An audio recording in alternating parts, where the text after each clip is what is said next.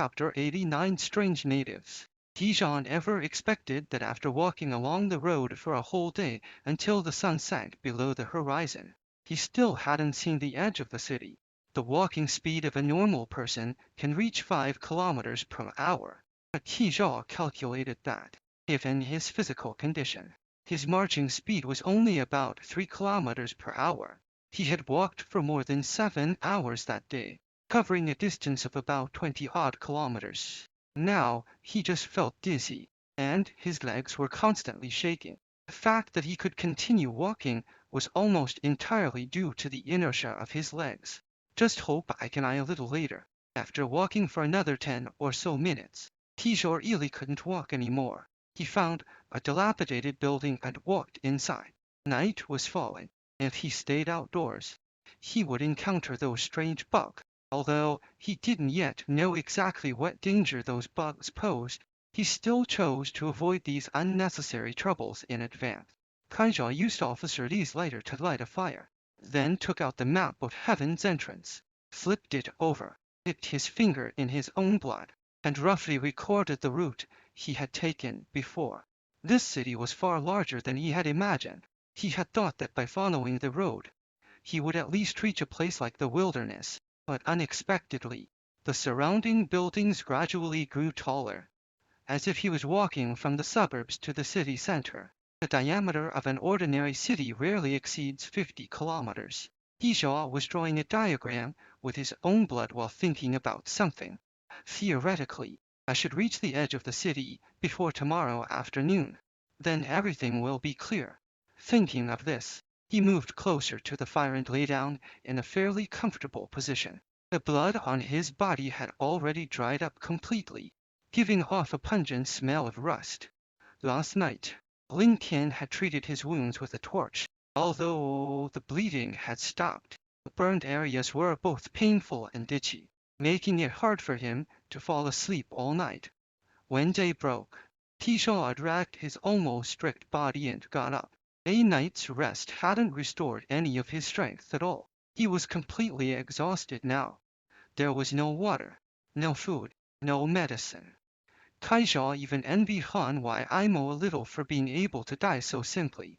He found a few relatively clean pieces of waste paper in the room, tore them into pieces, and swallowed them. If there was nothing in his stomach, he probably wouldn't be able to reach the edge of the city. Facing the morning sun, Tijan set off again. He was already far from the original square. Here, he couldn't hear the bell and rarely saw the Chinese zodiac signs. However, as he went deeper, the number of natives in the city gradually increased. This place seemed like a real city, except that most of the people on the street were like walking corpses. They had no expressions, no aggression, and didn't communicate with others. They just wandered aimlessly on the street. For a moment, Tijan felt that he was just like these walking corpses on the street. There was no difference in their movements, expressions, or even walking speeds. How ironic was that? Were these people also once stabbed with a knife and then walked purposefully towards the edge of the city? As the sun rose higher, Tijan felt that something was wrong with his condition. He touched his forehead and neck, and it seemed that he had started to have a fever. It seemed that using fire to treat the wound was too risky. Even if it could stop the bleeding temporarily, it couldn't avoid wound infection and fever. Tijan felt that the heavier his eyelids became as he walked, and he could collapse to the ground at any moment. If he fell down this time, he might never be able to get up again. Another nearly half an hour passed, and Tijan slowly stopped by the roadside. He couldn't take another step. At this time, he put his hand on an old taxi by the roadside and gasped for breath heavily. What a pity! Tijan looked into the distance at the road. There was still a long way to go. Unfortunately, he was going to collapse here. It seemed that at the last moment of his life, he still wouldn't be able to discover the ultimate secret of this place.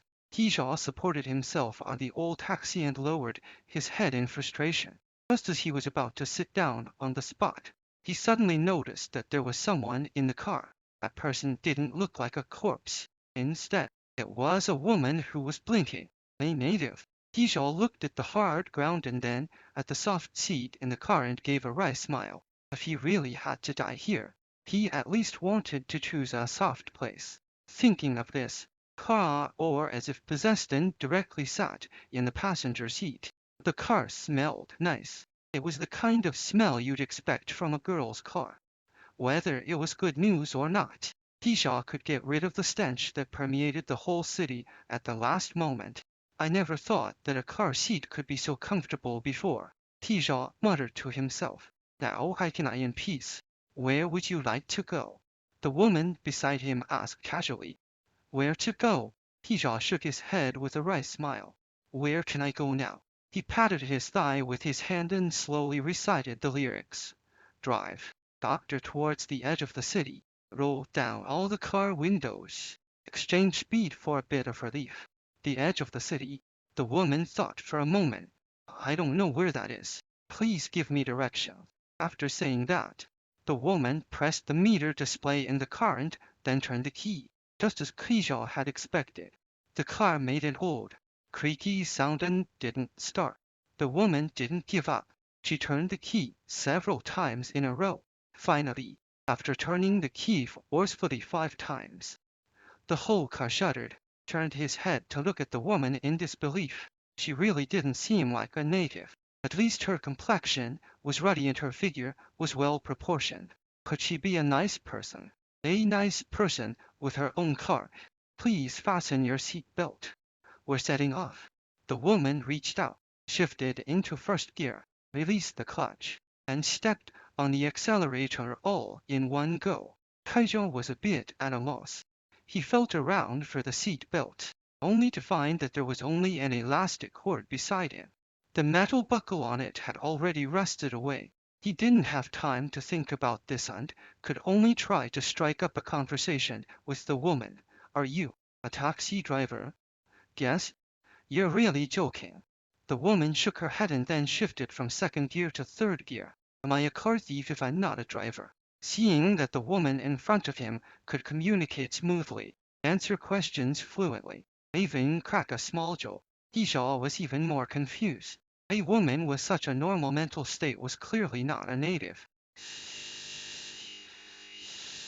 So, she should be a participant. But why would a participant be driving a taxi? Don't you notice that this place is very abnormal? Hishaw pointed at the scene outside the window, trying to figure out the stance of this plain-looking woman in front of him. Really? The woman looked out of the window after hearing this and said casually, It's a bit abnormal. It's cloudy. Hishaw sighed helplessly. It seemed that the woman in front of him was still a native, but it seemed that she had just become a native, and her thinking was still relatively clear for now. What's your name? Tijo asked again. The woman didn't say anything and pointed to the position in front of Tijo, where her work permit was hanging. There was a photo of the woman and her name on it. She had a very nice name. Zhou Yunia.